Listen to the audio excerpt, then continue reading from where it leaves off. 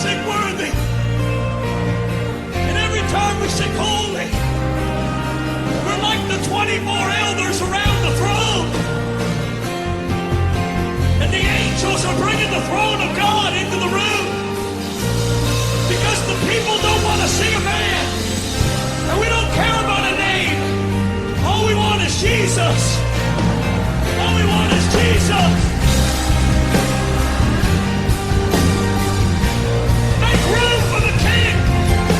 Make room for the King. Let the King of Kings come. Let the King of Glory come. The Lord of Hosts. The Lord strong and mighty.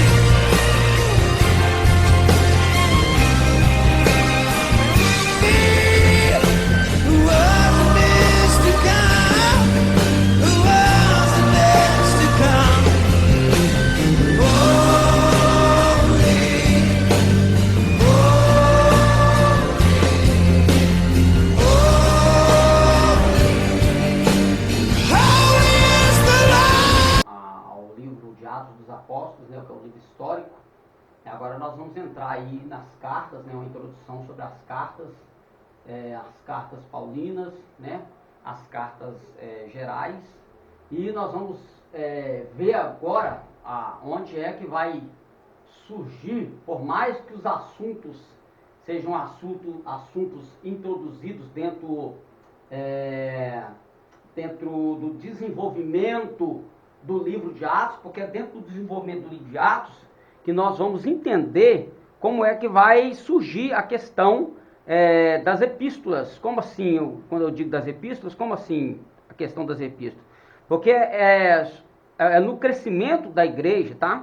É no desenvolvimento da igreja que o apóstolo Paulo, ele vai começar a ter que orientar, tá, os cristãos.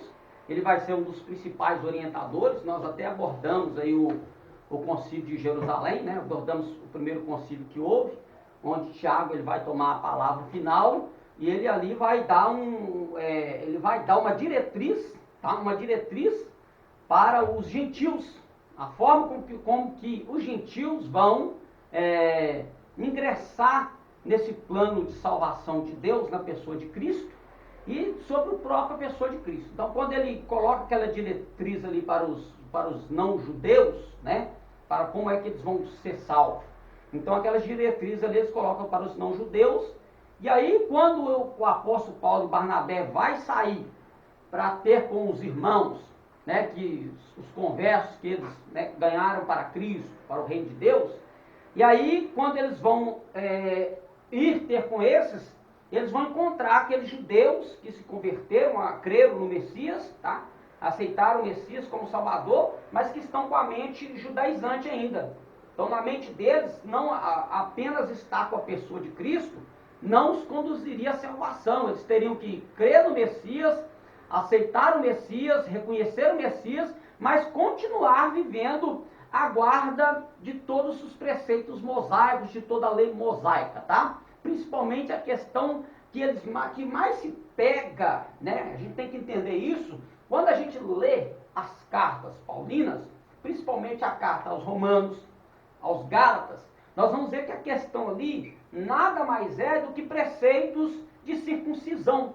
Então isso aí que vai pegar. Então os judeus conversos, eles vão querer que os gentios se circuncidem para terem assim, então, na mente deles um direito à salvação.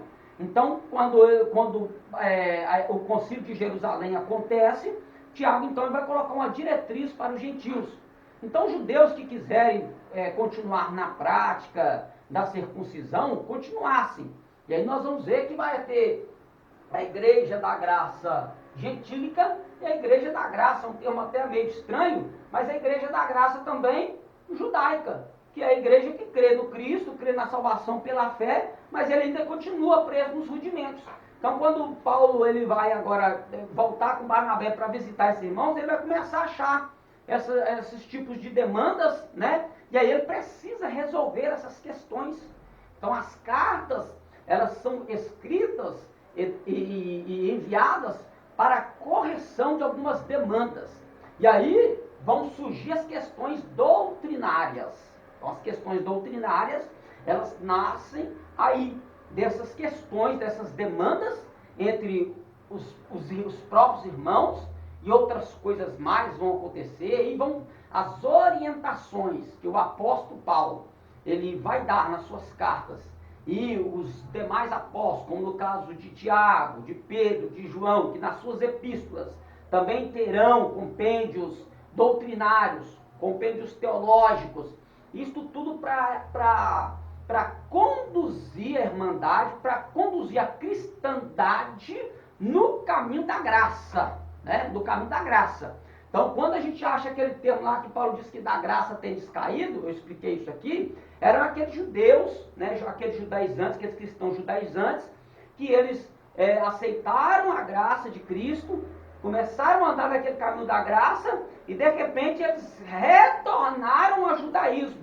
E aí a explicação ali do Gabriel Torres, que ele vai dar, que essa questão do cair da graça, seria como se a graça ela está um patamar a mais que a lei. Por quê? Porque a lei ela serviu de aio, de ensinador, de tutelador, ou seja, a lei ensinou para o homem que o homem estava debaixo da maldição do pecado e da morte por causa do pecado. Então Paulo ele vai dizer que ele só conheceu o pecado pela lei. E quando a lei veio, ele morreu porque a lei o matou. A lei mostrou para ele que ele estava morto no pecado, né? Então, quando o judeu se converteu a Cristo e ele entra na graça, ele sobe um patamar, ele não está mais ligado aos preceitos, ele não está mais preocupado nos dias de lua nova, nos dias de festa, ele está preocupado com o sacrifício do Cordeiro perfeito que era Cristo. E aí, quando ele retorna, então ele está descendo de nível, se é que pode colocar assim, uma metáfora que ele usou, para explicar esse da graça ter decaído, né?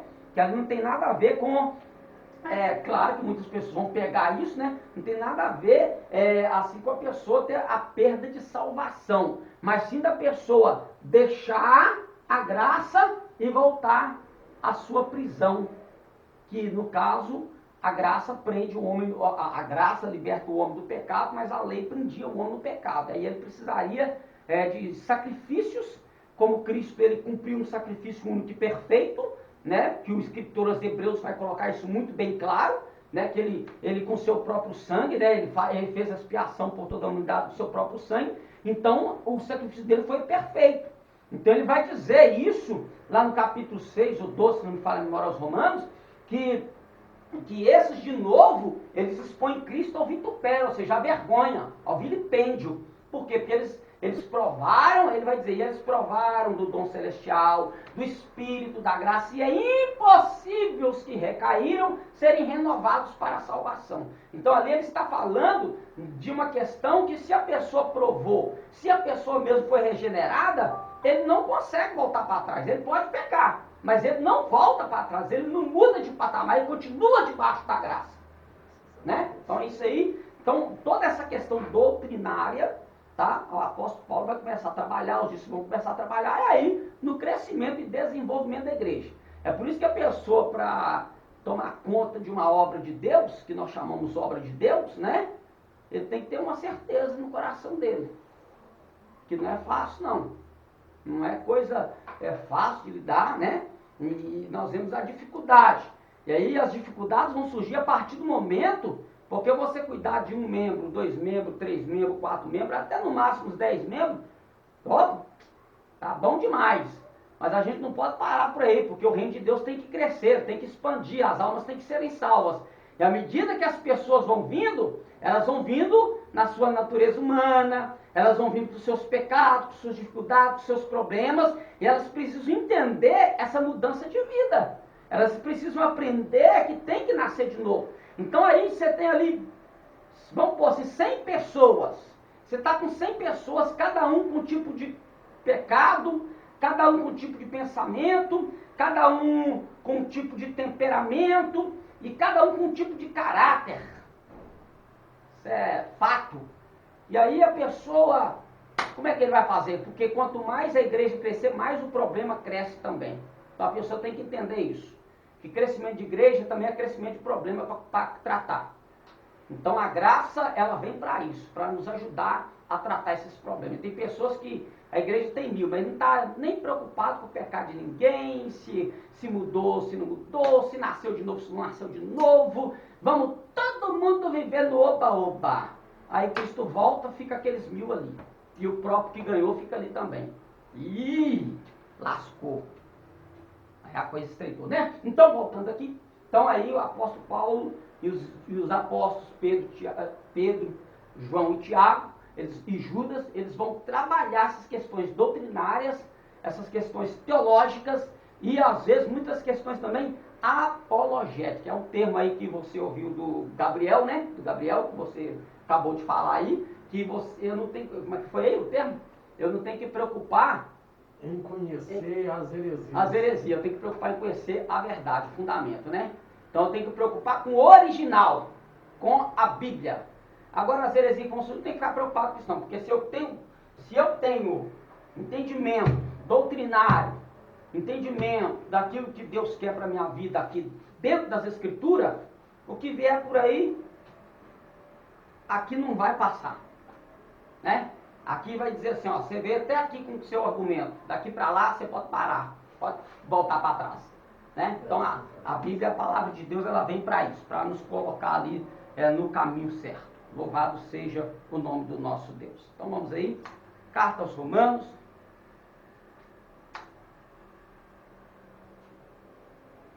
A introdução. A epístola de Paulo aos Romanos foi escrita para um grupo de cristãos que se encontrava em Roma e que o coração de Paulo ansiava por visitar. Provavelmente a igreja foi iniciada por um dos convertidos que residiram em Jerusalém na ocasião da descida do Espírito Santo, Atos 2:21, porque ele vai citar os povos de todas as partes circunvizinhas que estavam ali para a festa do Pentecoste, das cabanas, e eles vão ali ouvir a palavra acerca de Cristo, né, onde Pedro ele vai tomar a oportunidade para falar. E que voltaram para Roma divulgando a fé em Jesus Cristo, tá? Então a questão que nós vamos ver que quando Paulo ele vai adereçar esta carta, né, nós vamos ver que no final ele vai falar de Febe, né? Ele vai falar de Febe, que serve ao Senhor na sua casa, e aquela palavra ali que no original que ele vai usar como que serve ao Senhor, aquela palavra ali é diaconia. Ou seja, ela faz parte, ela está inserida dentro de um corpo de cuidado. Então ali nós temos um embasamento ali, algumas congregações têm, ou denominações, colocando assim, eles têm ali um embasamento forte, isso é fato, não é de coisa tirada de cabeça de ninguém, de que aquela mulher fazia o papel de um diácono, era uma diaconisa, tá? Então aquela palavra ali coloca ela como uma diaconisa, no mesmo patamar dos diáconos, não de pastor, não de presbítera, não de apóstola, nada disso, é diaconisa. Então ali vai colocar ela dentro desse serviço, né, que é muito importante, como diz os discípulos, né? Para esse serviço importante, que depois vão decidir a questão deles vão ver a preocupação com os irmãos, a preocupação de servir a igreja, servir os irmãos, cuidar da mesa, servir ceia, orar, pregar. Aí eles vão, não, nós vamos eleger pessoas cheias do Espírito Santo, tementes a Deus, que possam cuidar desse importante serviço, e nós aplicaremos a oração e ao ministério da palavra. Então esta era a força do ministério dos apóstolos, daqueles que estão à frente da congregação. Então isso aí é muito importante a gente entender isso aí também, tá? Então seguindo aí o ponto, explicado o ponto, visão panorâmica, informações básicas. O grupo é Epístolas Paulinas Eclesiásticas, ou seja, foi escrita para as igrejas, tá? As igrejas. O autor, o próprio apóstolo Paulo, seu secretário Tércio, Romanos capítulo 16, versículo 22. A data, nós vemos aí, né? Nós até quando falamos sobre o Evangelho, nós vimos lá a questão de data. Então nós vamos ver aqui que esta carta aos Romanos, Ela é bem mais antiga até mesmo que o próprio Evangelho, segundo escreveu Marcos, que é o Evangelho mais antigo, que foi escrito primeiro do que Mateus, Lucas e João. E aí nós vemos que a carta aos Romanos, ela foi escrita primeiro do... Peraí, então quer dizer então que Paulo, ele falou antes dos... Não é isso, é porque a informação, eles se preocuparam com a informação, não ficaram com tanta preocupação em passar a informação, assim como o apóstolo Paulo ficou preocupado com a informação, em ajudar esta igreja nas suas questões apologéticas, doutrinárias e teológicas.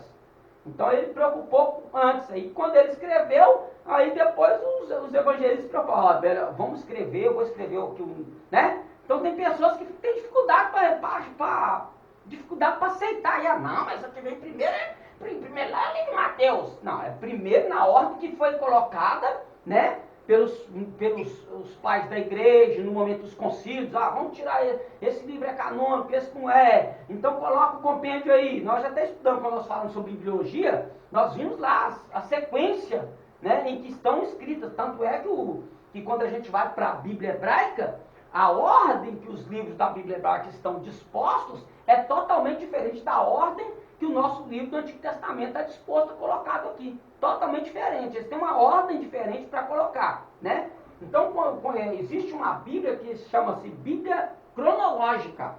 Ou seja, eles pegaram todos os fatos, todos os livros, cartas, né? E colocaram em ordem cronológica. Aí é outra coisa. Aí eles vão colocar na ordem que foi escrito. Esse que foi escrito primeiro, então ele é o primeiro. Esse foi escrito depois, esse aqui vai ser depois. Então eles se preocuparam em colocar as coisas, os fatos em ordem cronológica para ajudar as pessoas a entender isso, a não ter essa dificuldade. Porque tem gente que tem dificuldade. Mas sua Bíblia é diferente, mas não tinha que vir primeiro aqui, não era o livro de Jeremias? Por que o livro de Salmo? Por que o livro de Salmo está depois do livro de Jeremias? Mas por quê?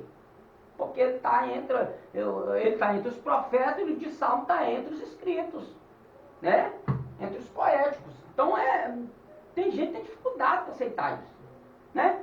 Então a ordem ali não vai inferir na informação, não vai inferir no fato histórico, não vai inferir no fato que Jesus é o Messias, não infere nada.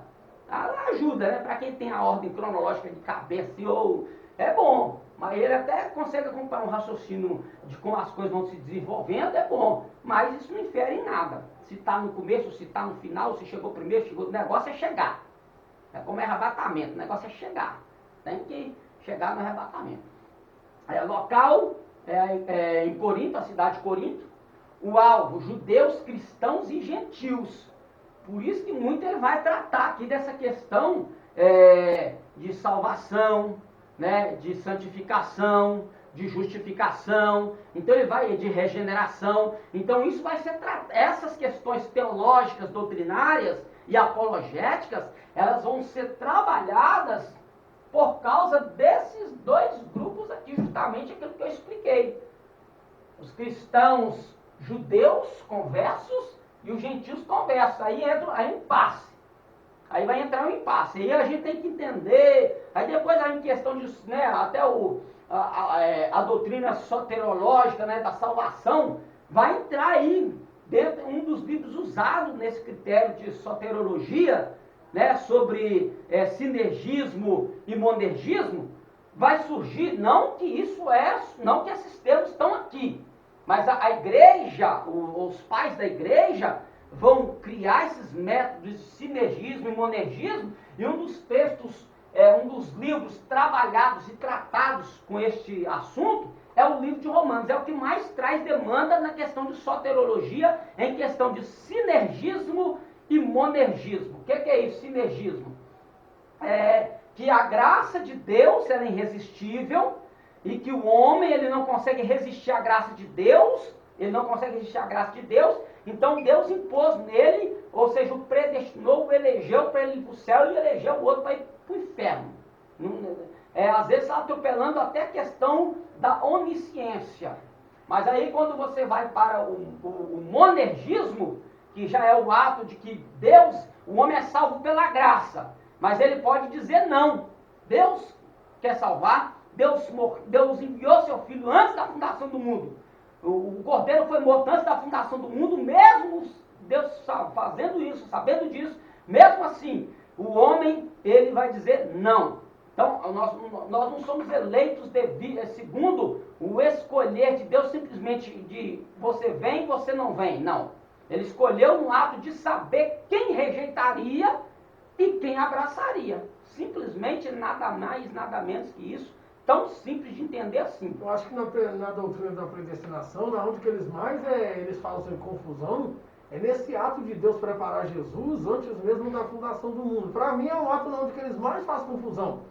Porque Deus, no seu poderio, na sua soberania, ele sabia como ia pecar. Ele não predestinou Adão nem Eva a pecar, mas ele sabia. Por isso que o projeto de Jesus vir a nós não foi não é o ato de, tipo assim, o projeto de Jesus vir a nós foi antes do homem pecar, porque Deus ele conhece isso, então por isso ele trouxe Jesus.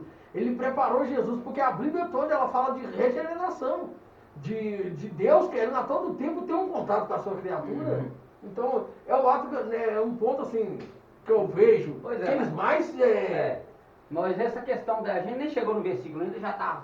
Né? O trem é tão polêmico que a gente nem começou ainda, o trem já chegou. O assunto já entrou já em pauta antes mesmo da gente chegar lá no versículo, né? No capítulo. Que eles vão pegar o capítulo 11, mas aí esquece de ver o capítulo 12 e o capítulo 10, porque tudo é um texto que está ligado a outro contexto. Então tem que estar tudo ali. Não pode tirar só o capítulo 11 e falar que Deus elegeu ali e acabou. Mas tem que entender que tipo de eleição é essa, né? Então, e a gente nem vai tratar disso aqui não, que isso aí é lá para quando a gente estiver tratando sobre soterologia. Aqui é só para pincelar, para quando a gente chegar lá ter um entendimento assim acerca. Então vamos lá. Continuando aí, judeus, eu parei aqui na questão dos judeus explicando aqui. Então o versículo-chave, Romanos capítulo 1, do versículo 16 ao 17, né? A expressão-chave, justificação pela fé. Fato, né? O esboço aí, doutrina e prática. Na doutrina nós temos Romanos do capítulo 1 ao capítulo 11, e na prática nós temos do capítulo 12 ao capítulo 16. Em Romanos capítulo 1 ao capítulo 3 nós temos a encarnação, falando sobre a pessoa da encarnação de Cristo. Do capítulo 4 ao capítulo 5 nós temos a apresentação.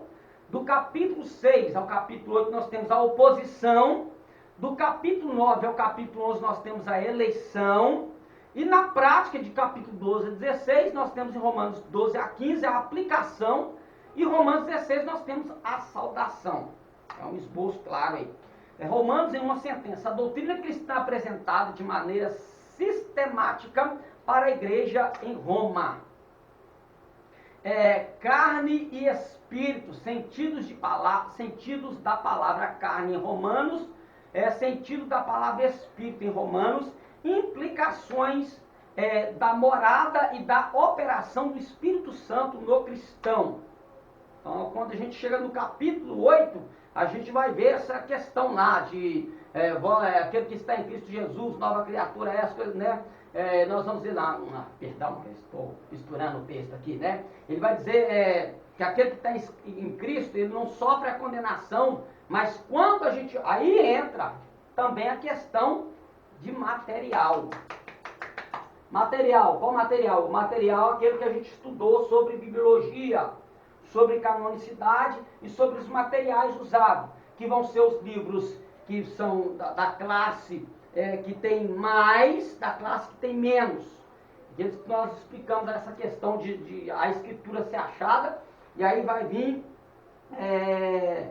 o majoritário e vai vir o analítico. Tem o analítico o crítico e o analítico majoritário. O majoritário compende, então por isso que às vezes você vai ler na atualizada, né? Você lê o Romanos 8:1 na atualizada e na corrigida, você lê num sentido, aí parece que um texto aí eu fiz muito isso, né? Eu fazia muito isso, mas depois que eu estudei, aí eu entendi por que um tinha, por que o outro não tinha.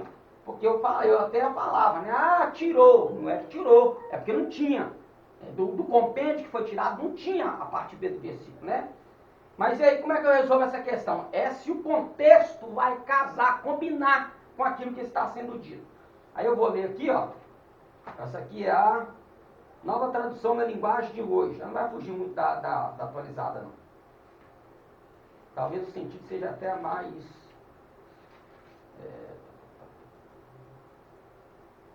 Aqui, ó. Ó. Agora já não existe nenhuma condenação para as pessoas que estão unidas com Cristo Jesus, né? Na atualizada vai dizer assim, agora pois nenhuma condenação há para os que estão em Cristo, ponto final. Aqui agora já não existe nenhuma condenação para as pessoas que estão unidas com Cristo Jesus, ponto final. Aí quando a gente vai para a corrigida, né, que faz parte de um outro compêndio de material, mas por que um assim, por que um não? Porque um vai falar, resolver falar e o outro não. Mas aí como é que eu resolvo essa problemática? Olhando o contexto. Então quando eu olho o contexto todo, aí eu sei onde é que aplica a verdade daquele que colocou, daquele que tirou. Na corrigida está assim, porquanto agora nenhuma condenação há para o que estão em Cristo Jesus, vírgula, que não andam segundo a carne, mas segundo o Espírito. Então pronto, aqui a gente já tem uma informação a mais. Essa informação a mais, ela vai me ajudar em todo o contexto da perícope do capítulo. Essa perícope aqui, se você ler aqui, aí ele vai começar a dizer desse viver na carne, desse viver no Espírito, que é justamente a questão do viver na carne, que não é viver na carne assim, coisa das coisas do mundo. A carne aqui no sentido que ele vai colocar, às vezes, é a questão de práticas da lei, de circuncisão. É só ler o capítulo todo. Aí vai entender. Aí a questão do Espírito é viver a graça. É viver essa liberdade no Espírito, é viver a graça.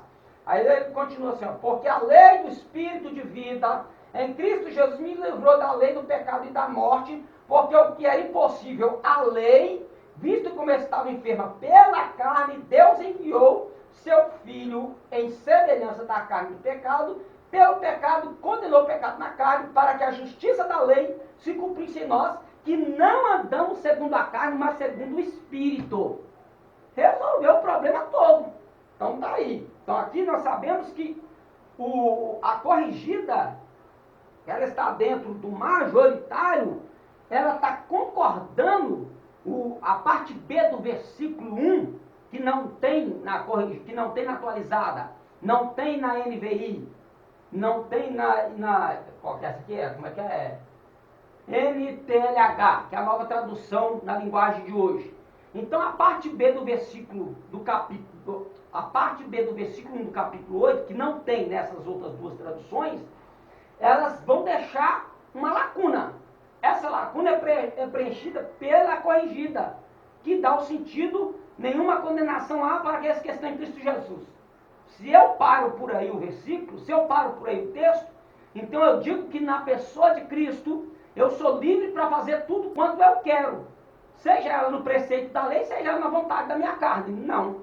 Aí ele vai dizer, aí ele coloca uma vírgula e ele diz o porquê dessa liberdade.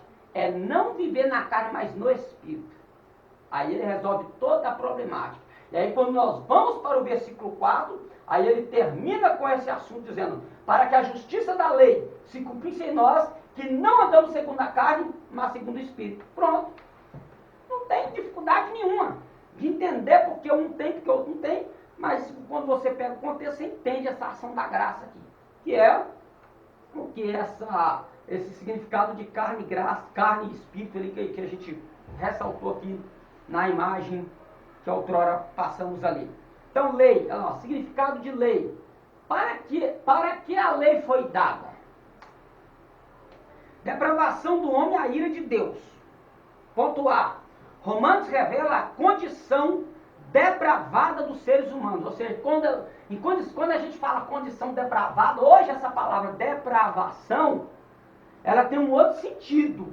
Hoje, quando fala de depravação, a pessoa já pensa numa pessoa que é libertinamente se entregado aos prazeres carnais, como de sexo.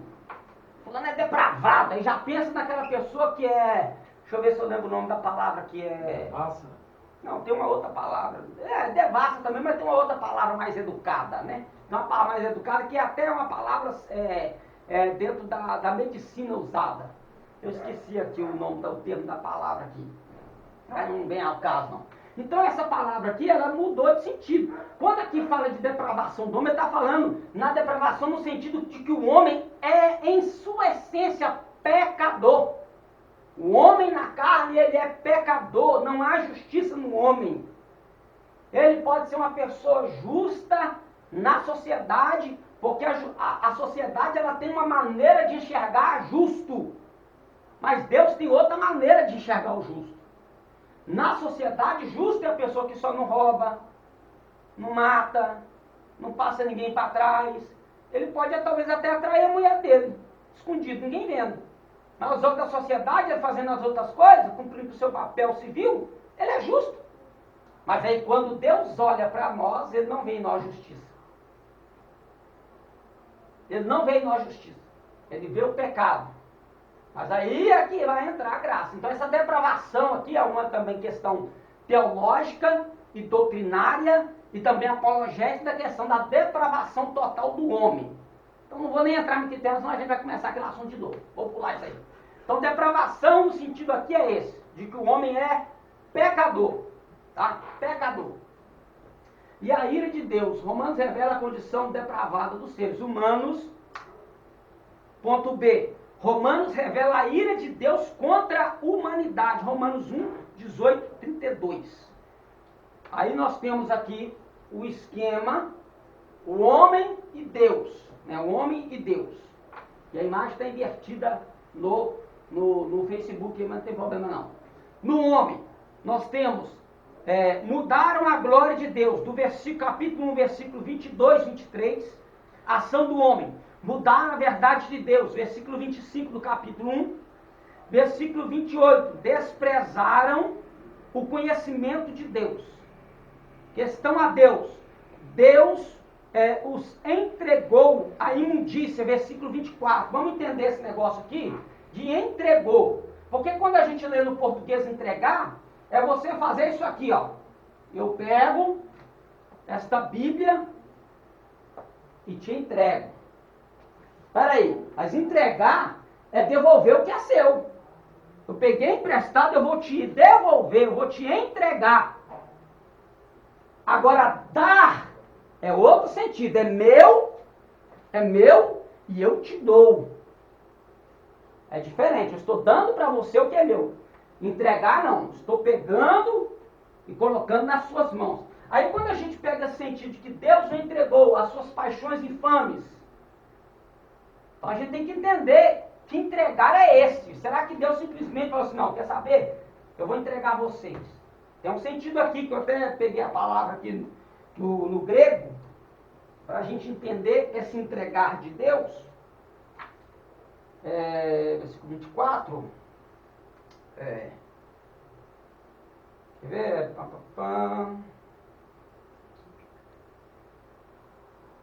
Romanos 1, 24. Então, Romanos 8. Romanos 1, 24.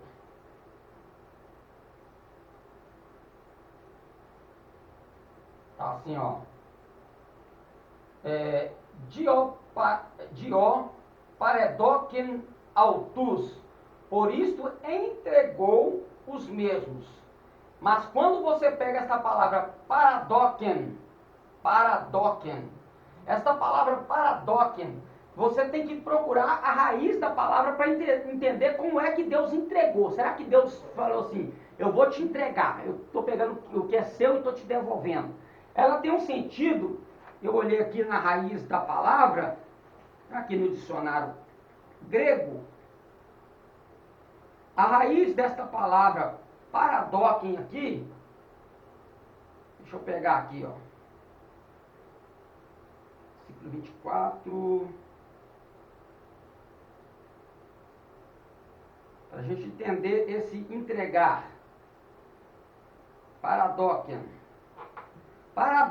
a raiz é paradidome. Paradidome é um verbo que ele é com são duas preposições, o pará e didome, que o sentido é transmitir, desistir e colocar na prisão. Desistir e colocar na prisão. Ou seja, o homem resolveu aqui Ele resolveu fazer o quê? Mudar a glória de Deus, ele resolveu mudar a verdade de Deus, e ele resolveu desprezar o conhecimento de Deus. Tudo no versículo 1. Fazendo tudo isso, Deus está o quê? Chamando o homem para a sua presença, para si. Eu te amo, eu te quero do meu lado, você é minha criatura, eu quero fazer de você meu filho. Mas ele não quer. Então o sentido aqui de entregou, bom, já que você quer, então toma o que é seu. A prisão do pecado. Deus está querendo tirar ele da prisão do pecado. Ele não quer, então Deus vai e desiste dele na condição não de desistir da alma da pessoa, dele ser salvo. Mas tipo assim, já que você quer isso, então faça o que você quer. É isso. Esse entregou aqui é deixar o homem fazer a sua própria vontade. E aí, Deus vai vendo o homem fazendo o que está fazendo e no fim ele vai colher o fruto dessa prisão que é o pecado. Que é deixar na prisão. Então Deus ele veio para tirar o homem da prisão, né? Jesus ele vai dizer isso em Lucas 4, 18, não é isso? Se não me falha a memória. Ele vai dizer lá que o Espírito está sobre ele e que ele veio propor em liberdade o cativo e abrir prisões aos presos. Que liberdade de cativeiro é essa? E que prisão é essa? A prisão do pecado. E às vezes é preciso o homem estar nesse lugar, né, por causa da dureza do seu coração. Davi, eu esqueci qual salmo que ele vai dizer, que ele vai falar assim: foi preciso eu sofrer, eu padecer para que eu pudesse reconhecer. Quer dizer, ele falou, eu sofri lá, eu padeci. Eu esqueci qual salmo que Davi fala isso, mas eu acho que o Senhor está lembrado. Que ele fala que foi preciso eu padecer necessidade para eu reconhecer a grandeza do Senhor. Ele fala isso. Então tem muita gente que é isso. Ele quer o pecado, então Deus fala, então eu vou deixar o pecado machucar sua cara, você vai reconhecer, o cara vai pro pecado e o pecado bajula ele, joga para um lado, para o outro. Não pode. É verdade. Então Deus, ele não é que Deus está desistindo do homem no sentido de, eu não quero mais relacionamento com você, é o homem que está rejeitando o relacionamento com Deus. Então Deus não vai forçar ele a um relacionamento que ele não quer. Né? Nós vemos isso quando Deus ele vai descer ao jardim e perguntar por Adão, onde tu estás, Adão? Aí eu ouvi a tua voz e escondi. Por que você escondeu? Porque eu estava nu. Mas quem te mostrou que tu estava nu? Mas o problema ali não era a nudez do homem, porque o homem já estava nu. Não foi a nudez dele que pôs ele distante de Deus. Foi ele não obedecer, não querer esse relacionamento dentro das diretrizes que Deus colocou para ter o relacionamento e resolveu fazer a sua própria vontade de fazer o que Deus não diz para não fazer, e aí aquilo fez com que ele se constrangesse numa situação que ele já vivia. Antes dele desobedecer a Deus, o fato dele estar nu não incomodava ele diante de Deus, mas depois que ele desobedece, incomoda, porque o pecado ele tem que incomodar o salvo. Se o salvo não se incomoda com o pecado, sinto muito, ele não nasceu de novo. E nesse paralelo aí, onde que predestinação entra nesse paralelo aí? Eita! Livre-arbítrio cabe nesse paralelo aí, mas predestinação não entra aí nesse paralelo aí, não. Tá ali, ué. Então não tem como fugir da verdade do texto original. Como é que eu vou fugir da verdade do texto original? Não dá. Então, nossa, um mês, né? Vamos lá para vamos terminar a carta. Deixa quando nem chegar em soterologia. Então, já tá, essa carta ela é tão polêmica. E, quer ver? Até estou lendo um livro aqui, ó, a respeito, né? De Karl Barth. Não é Karl Marx não, viu gente? O marxista não, tá? O comunista não. Não confunda Karl Marx com Karl Barth, tá? Karl Barth é um teólogo, né? Do século XVI. Então, o que ele vai dizer aqui sobre essa questão? Eu até frisei aqui, ó. Quer ver? Algo interessante que ele vai falar.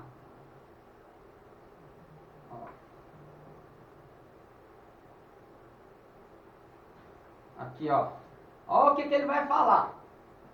No comentário à Carta aos Romanos, o capítulo 1, o versículo 27 a 28. Não vou ler tudo não, mas, pô, assim, algo que eu achei relevante aqui para grifar. Aqui, ó, na página 66 deste livro aqui, ó. Comentário aos Romanos. Ele vai dizer assim, ó. a natureza não quebrantada, aí ele abre o colchetes, não sujeita, não submissa a Deus, fecha colchetes. Não é pura. Nada lhe adianta ser transfigurada, aí abre mais um colchete, sublimada, fecha colchetes. Religiosamente, abre novamente colchetes, sem entregar-se verdadeiramente a Deus e sem aceitar o não divino e o paradoxo da fé, fecha parênteses. Aí embaixo mais ele diz assim, acaso não é vulgar, citando apenas a título de explicação, justificar-se o amor sensual, libertino, mediante um paralelo com o amor divino? Não é corriqueiro no mundo hippie e em outros ambientes mais tradicionais, classicamente, tomar por incentivo a paixão e a afirmação bíblica de que Deus é amor? Então essa questão aqui, ele vai tratar isso aqui, que se eu não for quebrantado, se eu não tiver dentro do meu coração, se eu não tiver convencimento de que eu sou pecador, mas que esse pecado me aflige, que esse pecado me separa de Deus, que esse pecado está, na verdade, tentando me tirar da essência, que é a presença de Deus na minha vida, não estou fazendo nada, eu estou resistindo ao não divino, é o que ele vai dizer aqui, ó. Ele vai dizer aqui, ó, nada lhe adianta ser transfigurada religiosamente, sem entregar-se verdadeiramente a Deus e sem aceitar o não divino. Então, o que fez com que Adão, ele perdesse, não foi a questão da nudez dele. Não foi a questão da nudez. Porque nu ele já estava, né? Então, nós vimos aí, você fez assim porque já deu? Você de brincou? Ah, tá. Fala não, né? Então, já lemos ali, né? É o homem, é Deus. Tá um pouco fosco aqui, não tá? Tá dando para ver direitinho? Tá, né? Vamos lá. Então, nós vemos aqui que Deus entregou a imundícia, entregou as paixões infames e entregou-os a uma mentalidade reprovável. Essa mentalidade reprovável simplesmente é desprezar o conhecimento de Deus. Então, o homem está indo por esse caminho aí, né?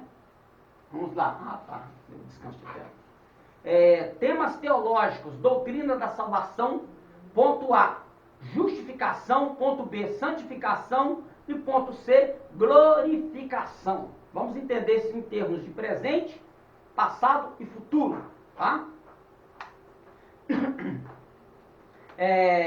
Ponto D, 3 tempos da salvação. Salvação pela fé em Cristo. Aí nós temos justificação, santificação e glorificação. A justificação é libertos da condenação do pecado. Romanos capítulo 5, versículo 1, é o passado. Santificação, libertos do poder do pecado. Romanos capítulo 6, do versículo 11 ao capítulo 12. Ao versículo 12, perdão. É o presente. Ou seja, Deus ele já nos santificou, né, através do sacrifício de Cristo.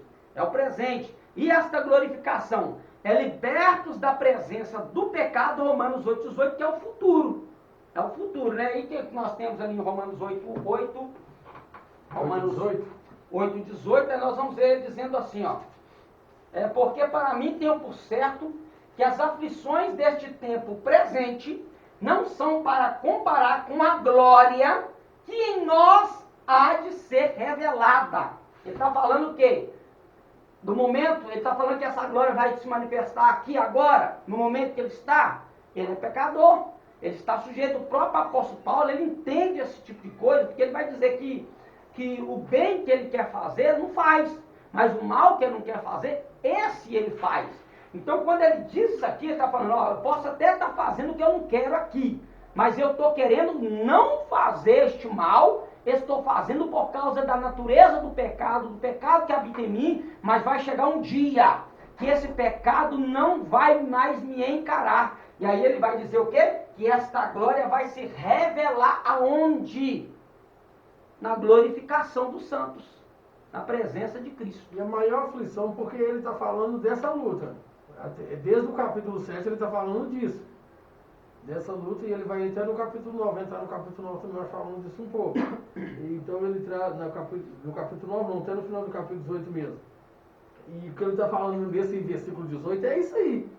Que a maior aflição é do homem contra ele mesmo. Uhum. Às vezes nós pegamos, colocamos a aflição que nós sofremos no serviço e coisa e tal, mas quando nós vamos olhar para o que ele está ocupando aqui nesse capítulo 8 e o 7, ele está falando da aflição que o homem sofre duelando espírito e carne. Ele está falando disso. É justamente aí o que ele vai, o que ele vai usar, né, em Gálatas, né, Gálatas capítulo 5, que corrobora aí com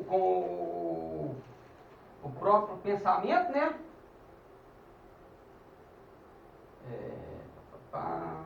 5:17. 5:17, mas eu queria ler também aqui o 1 e o 17, ó. Estais, pois, firmes da liberdade com que Cristo nos libertou, e não torneis a meter-vos debaixo do jugo da servidão. Aí sim, aí vamos lá. Aí ele vai transfigurar, ele vai passar essa informação aí, ó. Aí o 16 e o 17.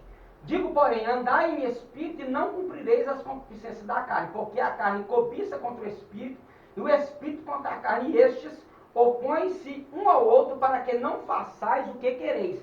Então, dentro no espírito que a gente, quando falou sobre antropologia, né, a antropologia bíblica, a gente explicou a questão tricotômica do homem, e onde que o homem tem relacionamento com o mundo físico, paixões, desejos, concupiscências, né, dos olhos, da carne, sobre a vida, através da alma. Mas quando ele vai no espírito, ele tem o que? A intimidade, ele tem um contato com o sobrenatural, ele tem um contato com o metafísico, que é Deus, ele tem contato com essa presença de Deus.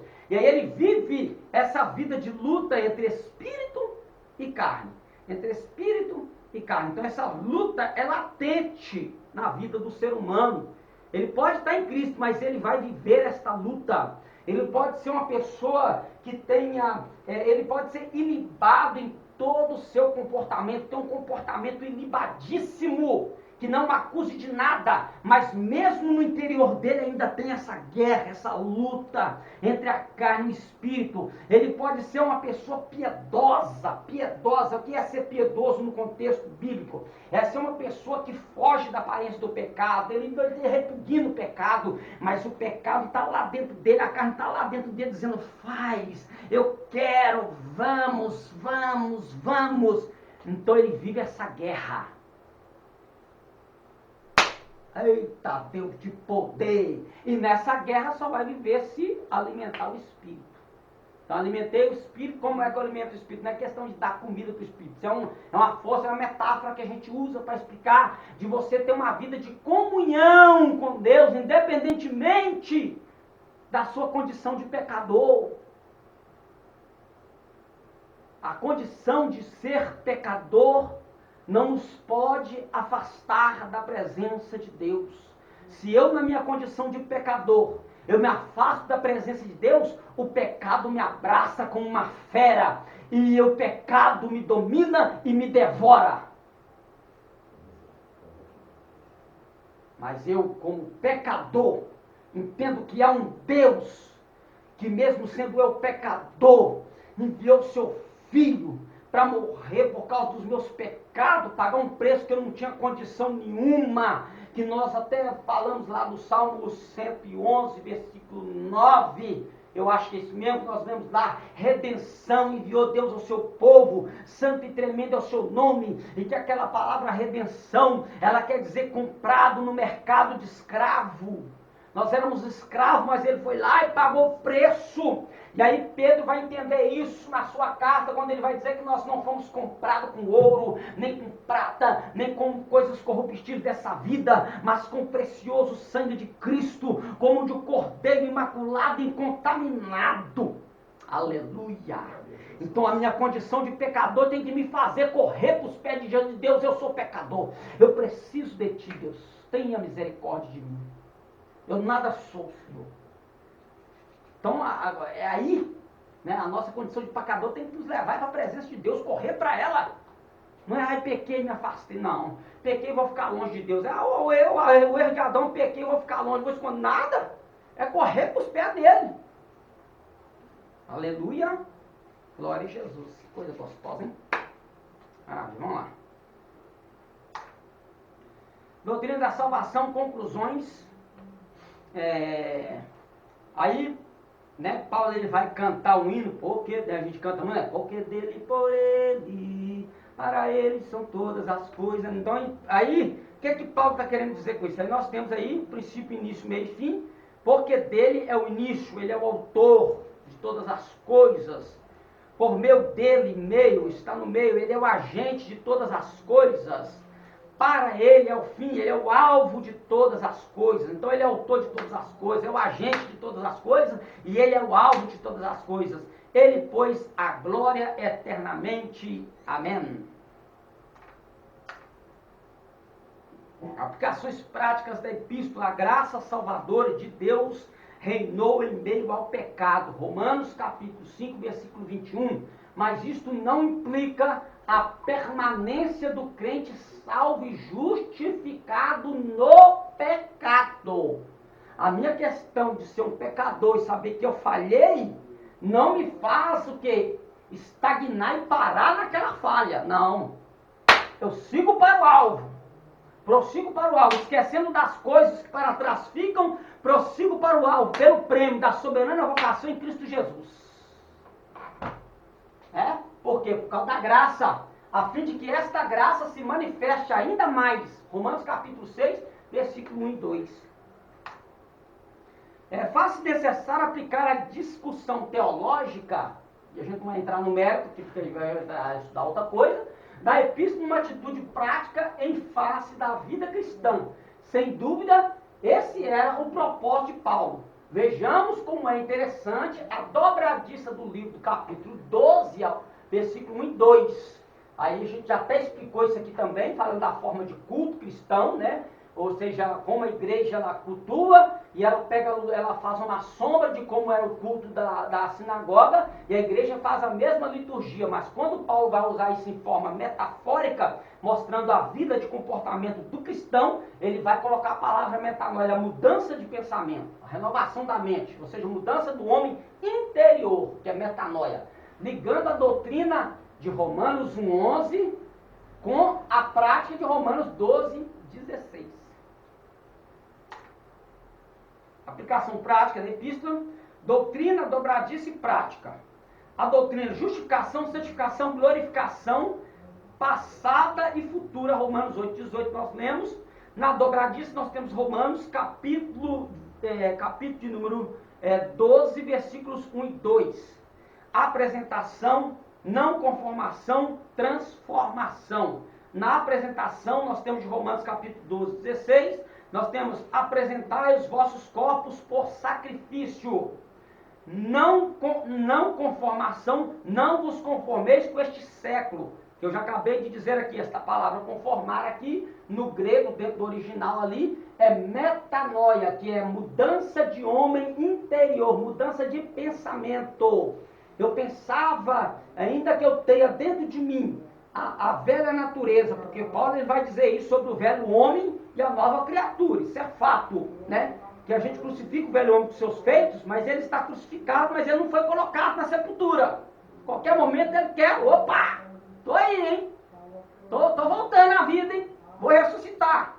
Mas aí, tem poder mesmo. Mas aí, o que acontece aí? Paulo vai enfatizar essa renovação de entendimento, essa transformação de entendimento, ou seja, mude o homem interior, ou seja, tem que nascer de novo. A palavra é essa, novo nascimento. É o que a gente falou aqui, que a pessoa, vou repetir de novo, aquelas pessoas que eles, infelizmente, ele tem aquela dificuldade, 2 anos na igreja, 2 anos no mundo, 2 anos na igreja, 2 anos no mundo, 2 anos na igreja, 2 anos no mundo. Ele não nasceu de novo ainda. Ele ainda não nasceu de novo. Ele se convenceu a um rito religioso. Acabamos de ler aqui o que é o Karl Marx vai entender sobre isso, né? Esse não aceitar o não divino, né? Ele não consegue entender essa mudança de vida, Então ele olha para o lado religioso, ele olha para o lado religião, né? E na religião, quando a gente pega para o latim a palavra religare, religião religar, ou seja, religar de novo. O homem se desligou de Deus. A religião ela está tentando ligar o homem de Deus a Deus novamente. Só que o que acontece? Toda religião leva a Deus? Não, religião não leva ninguém a Deus. O que leva a Deus é Jesus Cristo. Ele disse, eu sou o caminho, a verdade e a vida. Né? Então, quando ele vai falar sobre isso, ele mostra de uma forma que para tudo que o homem possa fazer, se ele não nascer de novo, ele apenas está vivendo uma religião. E aí, eu até frisei que não devia nem ter guardado, não. Eu até frisei aqui uma questão desse ato da religião, em seu comentário aos Romanos, né, o Karl Barth, misericórdia. O Karl Barth, em seu comentário aos Romanos, capítulo 3, versículo 21, ele vai dizer assim, a religião é uma expressão humana, corruptível, efêmera, passageira. Deus fala e a sua palavra, aí abre parênteses, que é a luz para o nosso caminho, fecha parênteses, é eterna, divina e imutável. Então essa questão da pessoa não conseguir firmar é porque ela não nasceu de novo, ela está presa à religião, que é humana, corruptível, efêmera e passageira. Então ele vai cumprir todos os ritos, todos os preceitos de uma denominação, ele vai cumprir vou até falar assim, ele vai fazer a sua confissão de fé, tá? Porque toda denominação, ela tem uma confissão de fé. Creio em Deus Pai Todo-Poderoso, creio no Espírito Santo, e aí por aí vai, um monte de creio. Ele faz a sua confissão de fé, para, às vezes, ir ao batismo, tá? E depois ingressar no corpo da Irmandade, ele faz a sua confissão de fé, ele faz o seu catecismo perfeito, às vezes até libado, mas aí no percurso da sua caminhada, ele cai um ano de pé, um ano caído, um ano de pé, um ano caído, um ano de pé. Ele é um religioso. Ele cumpre tudo que a religião diz, mas ele não nasceu de novo ainda. Então ele precisa nascer de novo. Tá? Não estou dizendo que a pessoa que está caindo, levantando, que ele não vai nascer de novo. Ele não nasceu. Ele pode nascer de novo, mas como também pode não nascer de novo. Então até enquanto ele vive essa circunstância, isso não é sinal de que o que nasceu de novo, meu filho, ó, pecado deu nele na rasteira, ele levanta, sacode a poeira, não, estou com Cristo e estou indo para o céu. Ele não deixa o pecado afastar ele de Deus, não. Ele corre para os braços de Deus e diz, eu estou aqui, Deus. Estou aqui, estou debaixo do sangue do teu filho. Né? Então a confissão, o arrependimento, ele muda a ação espiritual na presença de Deus e na presença do diabo. O arrependimento ele faz isso, porque quando a pessoa não se arrepende, o diabo, ó, vamos dar um passeio por aí. Mas quando ele arrepende, Deus, opa, vem pra cá. Eita, calma, vamos terminar aqui. Eu queria até entrar aqui, eu achei que não ia dar para falar muita coisa, já tinha até aberto aqui o 1 Coríntios, 2 Coríntios, para a gente entrar, mas já não vai dar não, a coisa está esquentando. Então, aplicações práticas da epístola, aí continuando. Para cada capítulo seguinte, Paulo apresenta a necessidade de cumprir a ordem bíblica, a palavra de Deus. Nada mais, nada menos. Capítulo 12, assunto e prática, os dons e o amor. Cada crente cumprindo seu papel no corpo de Cristo.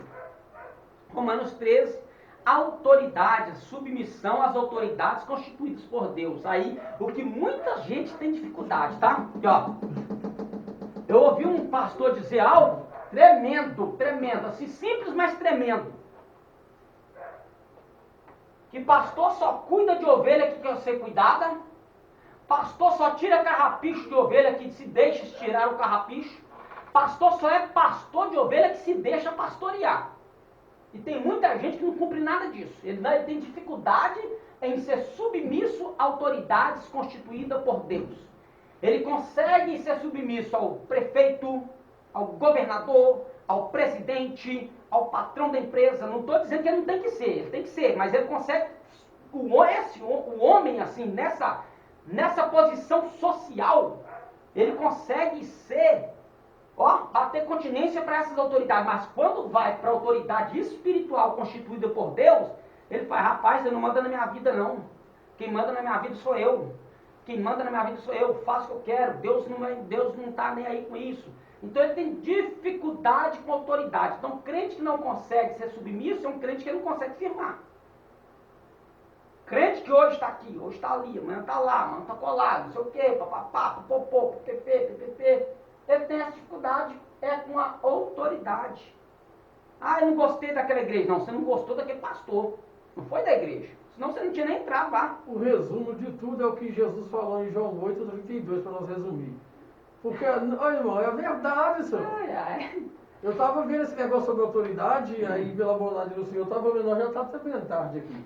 Aí eu estava lendo a carta aos Romanos e Deus começou a falar comigo, ela é constituída por mim, meu filho. As autoridades terrenas, elas são ministras de Deus na terra. O que o apóstolo Paulo, ele fala aqui no capítulo 13, no verso 4, a partir do momento que a autoridade ela não está constituindo uma lei que vai contra os princípios bíblicos, o que me leva a não abraçar ela? O que me leva a não usar máscara, isso faz bem para a minha saúde. O que me leva a não ficar dentro de casa quando eu não tenho nada para fazer na rua, se isso faz bem para a minha saúde e para o meu próximo também. Diz que ela é ministro de juízo para os desobedientes e contradizentes, para os infiéis. Eu vou ler o capítulo 13, verso 4. Leia. Porque ela é ministro de Deus para o teu bem. Mas se fizeres o mal, teme, pois não traz debalde a espada, porque é ministro de Deus e vingador para castigar o que faz o mal. Aí, é para os infiéis. Ela vai atacar os infiéis, ela vai varar nos infiéis. Então é isso. Aleluia. Vamos ficar firme, né? E a gente consegue. No capítulo 14... liberdade cristã, saudável relacionamento entre fortes e fracos na fé. Não há distinção. Eu sou mais santo, eu sou mais separado, eu sou mais... Não tem nada disso. Capítulo 15, abnegação, desprendimento do que não traz edificação. As más conversações corrompem os bons costumes. Orientação do apóstolo Paulo. Liberdade prática também para a nossa vida. Conclusão, capítulo 16, é o epílogo da epístola, que pode ser sintetizada da seguinte maneira. Romanos 16, de 1 a 2, é uma recomendação. Romanos 16, 3, 16, 21 e 24, saudações. Romanos 16, 17 e 20, admoestações. E Romanos 16, 25 a 27, doxologia. A nossa forma de expressar o nosso crer. Recomendando a FEB, saudando alguns amigos, transmitindo alguns pensamentos, exaltando a Deus. Paulo concluiu esta bela obra chamada Epístola aos Romanos, depois de examinar este livro. E aí, na orientação, procure refinar seu compromisso com Cristo. Conviva em plena harmonia com as pessoas que constituem sua igreja local. Amém. Louvado seja Deus. Então, fechamos aí a carta aos Romanos. Que Deus em Cristo Jesus continue.